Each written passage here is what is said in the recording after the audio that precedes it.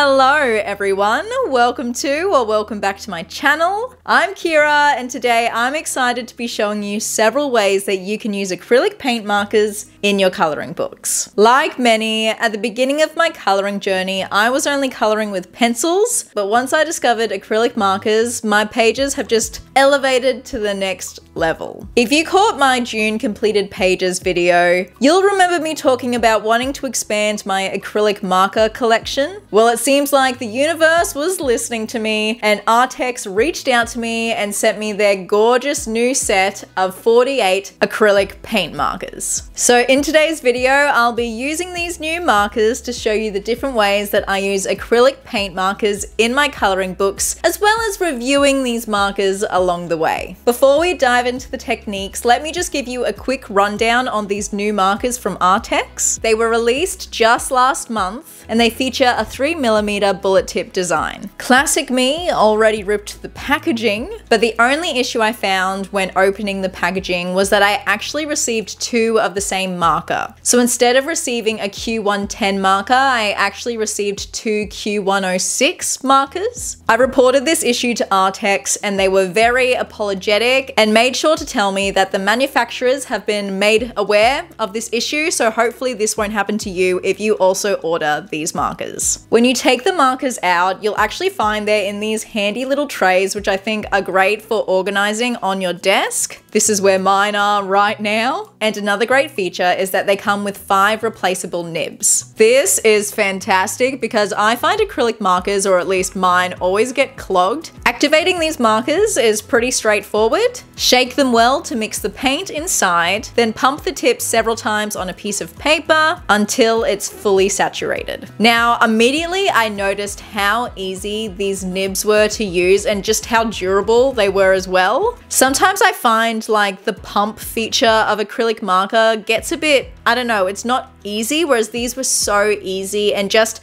I think because the tip is that tiny bit thicker, I'm fairly sure it won't be prone to wear and tear. And if it does, that's what the replaceable nibs are for. I did my swatches on a fairly thin piece of paper and you'll see here that 2 of the colors bled through. However, I think that might have been more of a me issue rather than a product issue. But when I used these later on in the video, there was 0 bleed through at all. If I had one tiny critique, I would personally love some more pastel colors, but that's just me being selfish because I like to use the lighter colors for highlights on my coloring pages. Now, it may be pretty self-explanatory, but I only ever use acrylic paint markers in my coloring pages. But another cool feature of these markers that might appeal to some of you is that it actually works on a multitude of surfaces. We're talking glass, stone, ceramics, canvas. They're really super duper versatile. This is Editing Kira quickly popping in here because I completely forgot to mention that ARRTX has actually set up a 15% off discount code for me to share with all of you if you'd like to pick up the 48 or 36 set of these acrylic markers. However, the code is only valid from the 10th to the 16th of August, so make sure to use the code and links in the description as soon as possible if you'd like to score yourself a cheeky discount.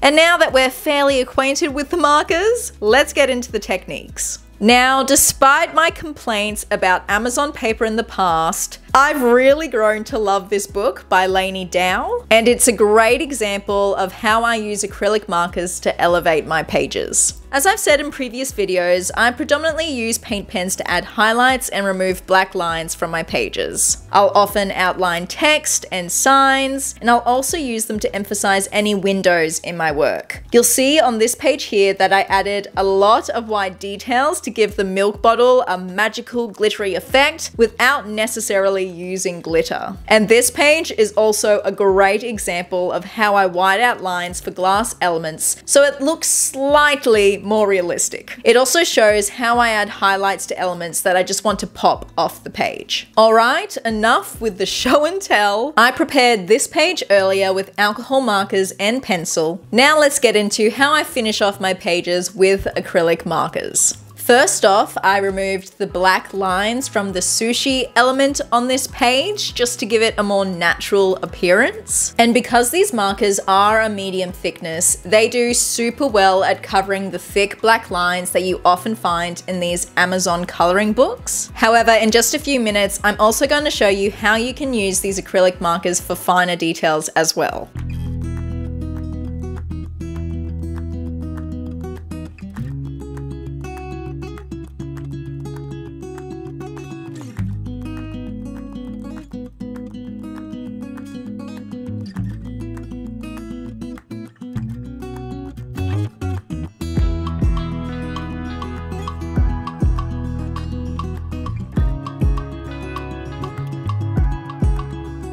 Okay, so here's how the sushi element looked once completed with the acrylic marker. And I just love how this turned out. It's not necessarily realistic, but it gives that effect. Next, I wanted to add some highlights to the bushes on the page. Similar to this page here, except completely covering the black lines this time. As you can see, the coverage of these markers is so good. I think I only ever had to go over the lines like twice at a maximum, which just really helps speed up my coloring process.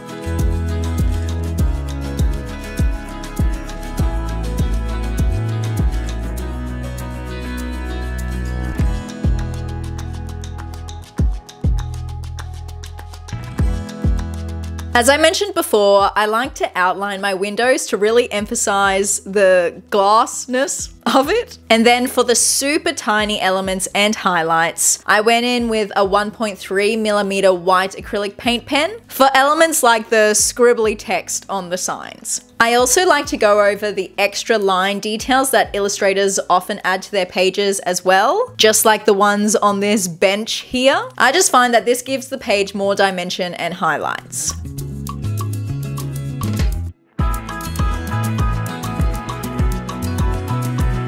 Now I did feel like the bushes were looking a little bit boring and just very green, so I decided to take a fine tipped paintbrush and actually take the pen from the acrylic marker and add some miniature floral elements to the bushes. This technique actually worked a lot better than I was anticipating. It was so much easier and less messy than having to use like actual acrylic paint and putting it on a palette, not to mention a lot less waste, like 0. To finish, I added some little highlights to the roses and voila, the page was done.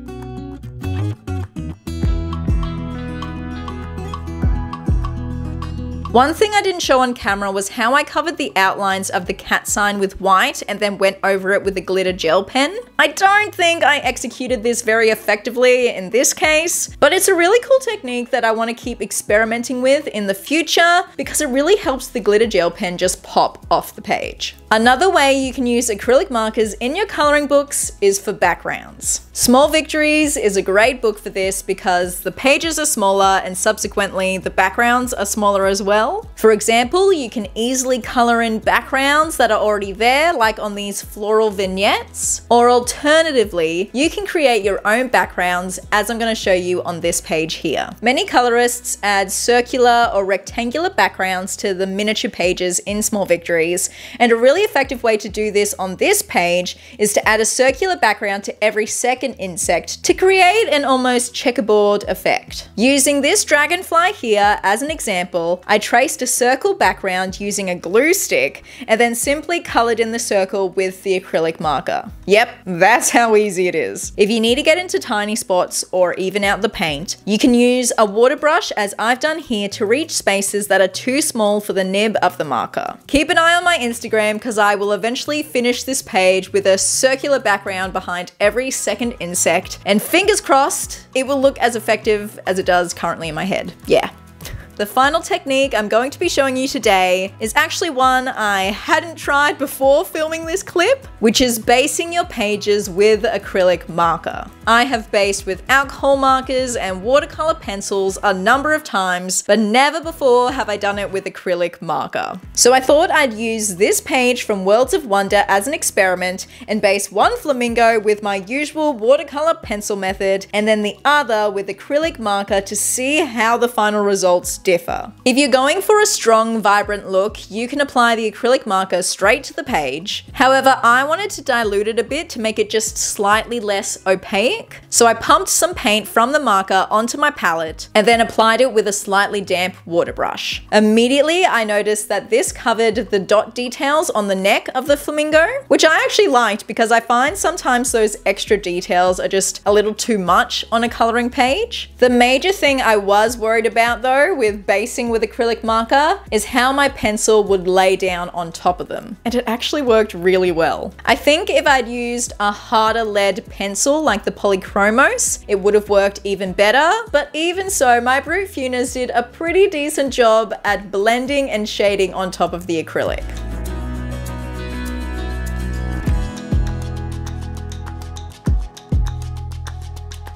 I finished this page a couple of days later and I was super happy with the result. I feel like you can hardly tell which flamingo was based with the acrylic marker and which was based with the watercolor pencil. And I also used the acrylic markers to add the gold star elements at the top of the page and then the clouds at the bottom. Just using the same method as pumping the paint onto the palette and then slightly diluting it with a water brush. Yeah, I'll definitely be using acrylic markers to base my pages again in the future, especially if I want a more vibrant page or to cover those extra details from the very start. Well, there you have it, ladies and gentlemen. A multitude of ways that you can use acrylic markers in your coloring books. Thank you so much, ARRTX, for sending me your new set of acrylic markers. They seriously have such great coverage and I think will work really well, particularly for people who like to cover the black lines on their Amazon coloring pages. Plus, I also think they would be great for those color by number pages that are quite popular at the moment in the coloring community. I just feel like they would so easily cover the numbers on the pages in 1 to 2 layers. All right, let me know if you learned any new techniques from this video or if there are any other ways that you like to use acrylic markers in your coloring books. I love chatting about it in the comments below. Happy coloring, friends. Have a good day, have a good life, and I'll see you in the next one. Bye.